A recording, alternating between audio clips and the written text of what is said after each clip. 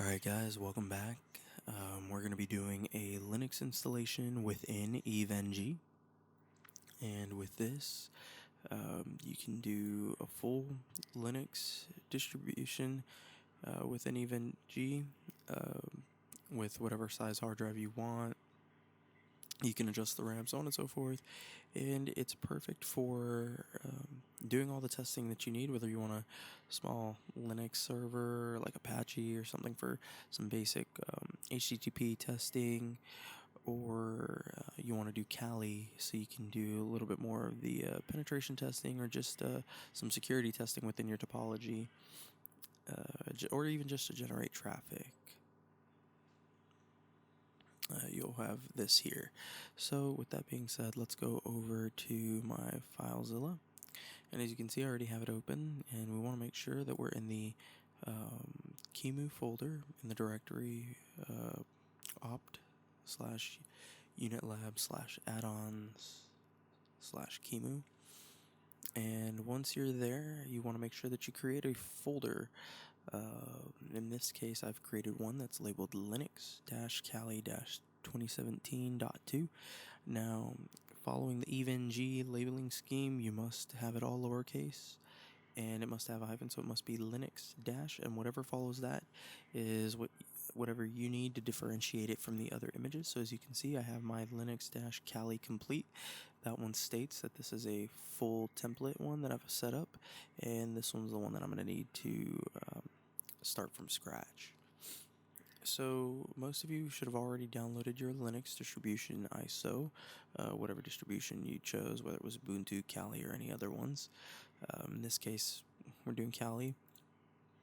And as you can see here, I have an HDA.QCOW2, and then I have CD-ROM ISO. What you're going to do is you're going to drag over your ISO, your Kali Linux ISO, or whatever distribution you have. You're going to drag that ISO into the folder that you created, the Linux folder, and you're going to rename it cd-rom.iso. EVE-NG will not register it as being there unless it is labeled cd-rom.iso. Alright, now once you have that, we're almost ready to create it. What you need to do is you need to go back to your EVE box, and from that EVE box, actually let me connect to this one, the one I'm running right now. Okay, so once you're here, you're going to go to the directory that to that Linux directory. So opt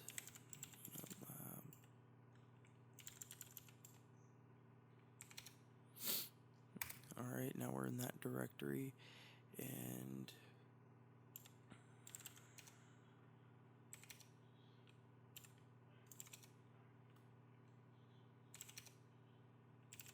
so what we're going to do is we're going to create a QCOW of our own, and this is going to be used for the hard drive of that Linux box.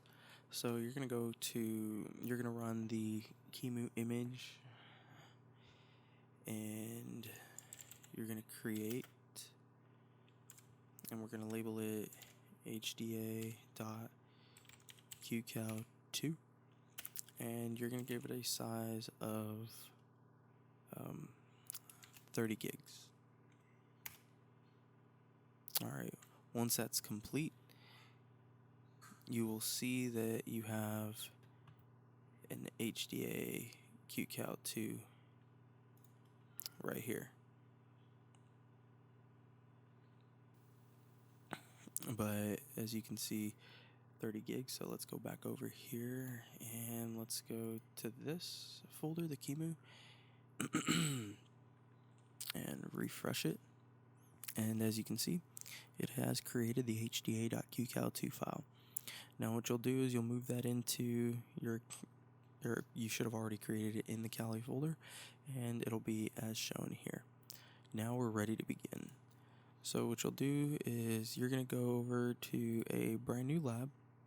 So I actually have to close all these down first, so give me a second. Alright, So we're going to go over to a new lab, and as you can see, I have one that's labeled VMs setups. But it makes it easier if you just create a brand new one for the specific VM that you're doing. So I don't know if I can spell.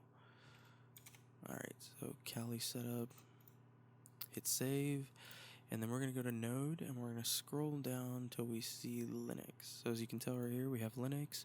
We're going to select the distribution of Linux. So I chose Kali, that's the one we're doing. Here you can add what you want for the CPU, the RAM, the Ethernet ports.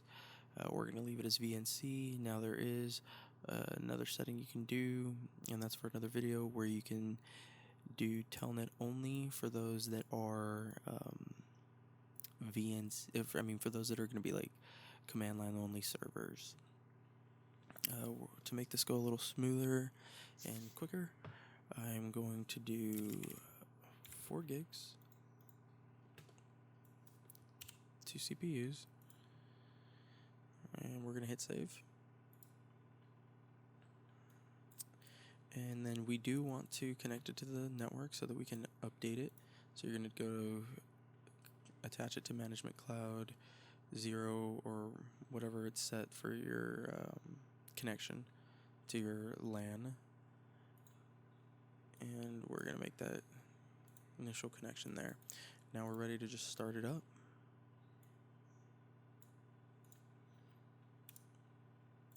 Now once it's started, we'll run through, and you're going to do, of course, your graphical install. You can do a command line install if you want. For the purposes of this video, I'm doing the graphical install.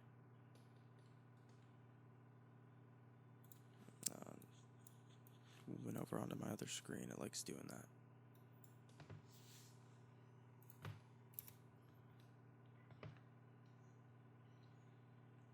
Let's actually make this a little bigger. Okay. Continue through.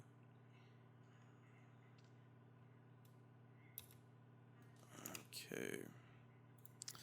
So here it says that I had an issue loading from that CD-ROM. So that just means that I need to reload that CD-ROM into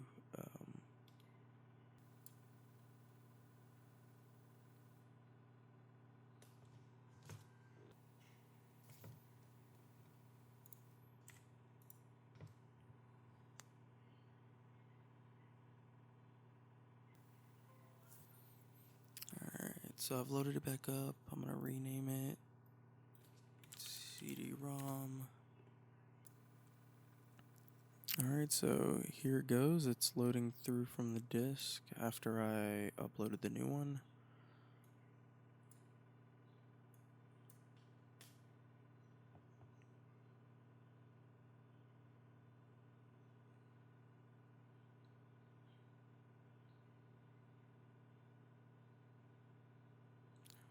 And since it's connected to my LAN, it should pick up a DHCP from my local router.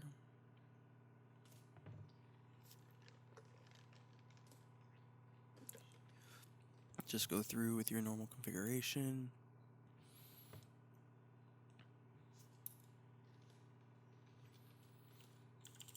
I'll just do root. No.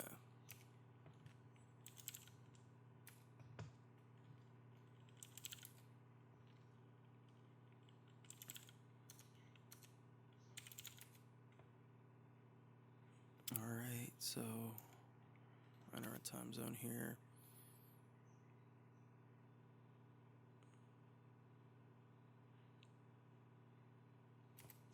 And we're going to use the entire disk, and as you can see, it says 32.2 gigs, which is what we set up.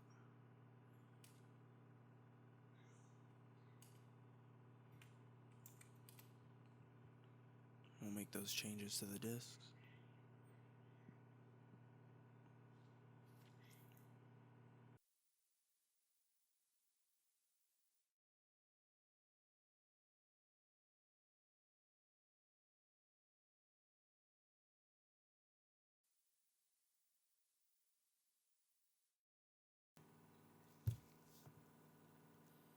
Alright, so it's going to go through and install the grub now.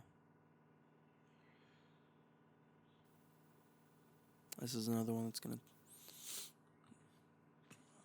take a minute.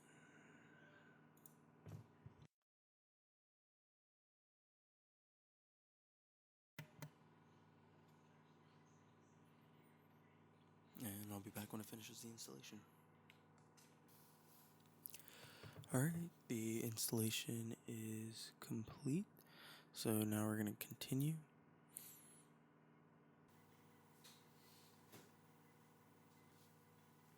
Alright, now once you get to this point where it says that we need to reboot, all we're going to do is we're going to right click on our Linux box on the workspace here in the topology, and we're going to hit stop. And once we hit stop, we're just going to hit start one more time, bring it back up, and that is how we do the reboot here. Unfortunately, it does reboot through the CLI, doesn't always work. Now, good thing it came up like this. Now, as you see, it's asking for an install again. One thing we forgot to do here is we have to remove that CD-ROM. So now we'll go back to FileZilla here, and we're just gonna remove that CD-ROM. And now that that's removed, we start it back up.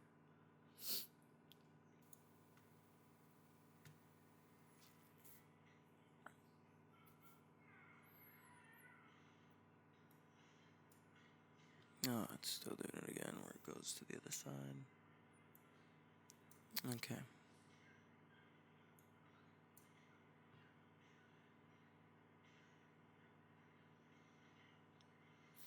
Alright, so oops, I entered the wrong password.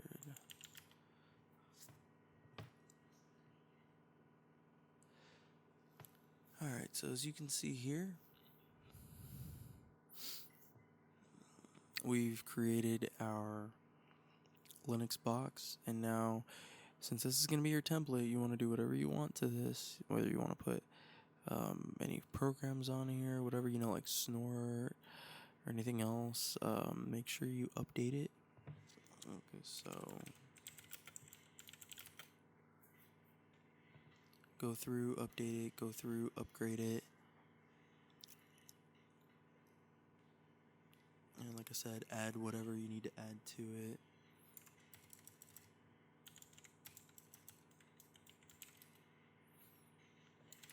And then once that is done, we're gonna shut it down.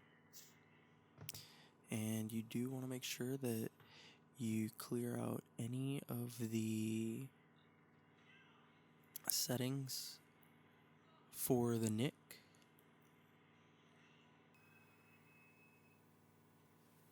Okay, so now that it's complete, as I said, we're going to shut it down.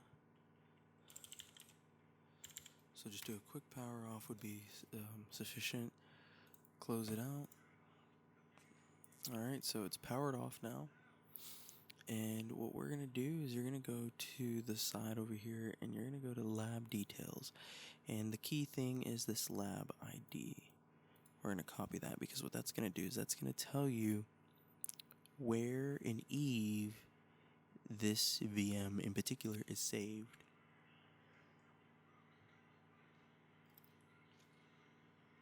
Okay, and so we're going to go over to FileZilla. So once we're in FileZilla, we're going to go down to Unit Lab, and then we're going to go down to TMP. And 0 is your admin user. Other subsequent users are going to have like 1, 2, 10, whatever. So we'll click there. And then this is where all the labs are stored. So we're going to paste. Oh. Well, anyways, it's going to be this one because it started with a B9. And as you see, we go in, and here is that QCal that we saved. As you can tell, it's not that big at the moment. But this is where that QCow is that it installed. And what you want to do is you want to take this QCow and you want to dump that into the folder that's going to be your template. So if we go back over to mine, I created a folder for my template called Linux-Kali Complete. And all I did was click on that one and drag that QCow into here. So that's all you have to do is take the QCow from that lab down in TMP and whatever your lab ID is, take that one and dump it into your folder. Once you have that completed, once you have that completed, you're going to be able to create a new lab. So we will close this lab, and like I said, you'll be able to go and open up a lab like this and create a node, and you'll go down to your Linux and you'll find the one that you've labeled as complete for your template, or whatever your template wants to be. If it has snort on it, you could have it as Linux-snort, identifying that that's the VM that has snort on it, so on and so forth. And that's pretty much it. I mean, from there you can configure it, just set up the links. If you need more than one interface, you can set up more than one interface. You can, of course, change the name that shows up, and CPU, RAM, and that's all. Now you have a working Linux VM within EVE-NG. Alright, I hope you all enjoyed this. Once again, please like and subscribe, share the love, and let others know. Thank you guys. Have a good one.